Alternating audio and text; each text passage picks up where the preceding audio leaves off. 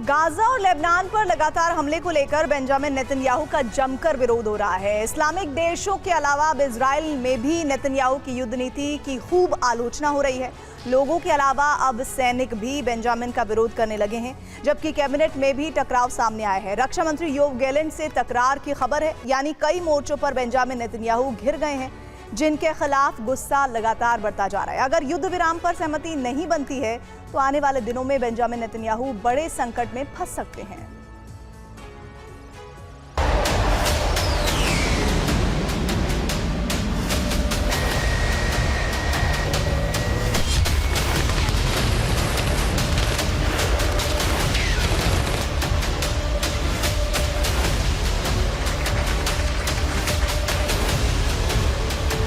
Gaza में विध्वंस मचाया, फिर लेबनान में तबाही, अब ईरान पर हमले की तैयारी।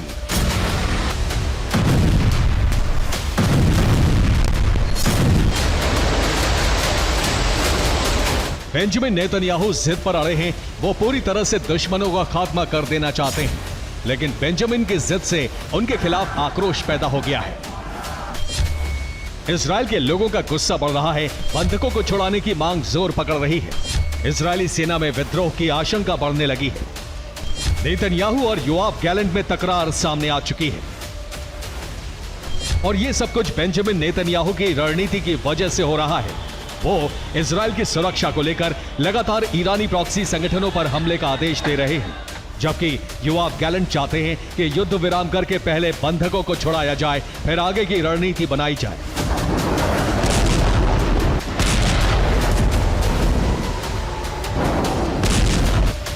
हालात ऐसे हैं कि अब इजराइल में दो गुट बन गए हैं। एक तरफ बेंजामिन के समर्थक हैं, दूसरी तरफ रक्षा मंत्री योआव गैलेंट के। गैलेंट के साथ सेना भी आ गई है। कुछ सैनिकों ने विद्रोही तेवर अपना लिए हैं। 138 सैनिकों ने चिट्ठी लिखी है, जिस पर हस्ताक्षर भी किए हैं। चिट्ठी में लिखा है, हम अपनी सेवाएं सक्रिय तौर पर बंद कर देंगे अगर सरकार हमारी बात नहीं सुनती है। हमारा धैर्य अब खत्म होने वाला है। बंधकों को वापस लाने और युद्ध विराम के बारे में सरकार को अपनी स्थिति साफ करनी होगी। इस चिट्ठी को प्रधानमंत्री बेंजामिन नेतन्याहू, रक्षा मंत्री योआव गैलेंट और आईडीएफ चीफ को भेजा है।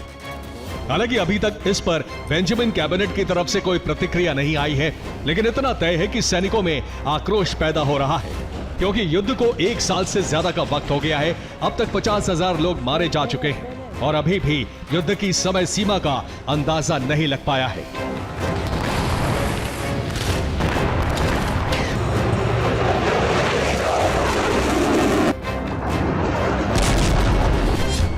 यानी युद्ध कितना लंबा खींचेगा इसका अंदाजा नहीं। काफी वक्त से रक्षा मंत्री योआव गैलेंट युद्ध विराम की बात कहते रहे हैं, इसलिए वो अमेरिका जाकर बाइडेन से भी बात करने वाले थे, लेकिन बेंजामिन नेतन्याहू ने न सिर्फ उनकी फ्लाइट रुकवा दी, बल्कि आगे जाने के लिए कैबिनेट की मंजूरी अनिवार्य कर दी। ऐसे में बेंजामिन और योआव गैलेंट के बीच की तकरार सामने आ गई है, जो कभी भी बड़ा टकराव बन सकती है। खासतौर से सेना में विद्रोह का खतरा पैदा हो गया है, क्योंकि आईडीएफ सैनिकों पर योआव गैलेंट का अच्छा खासा प्रभाव है।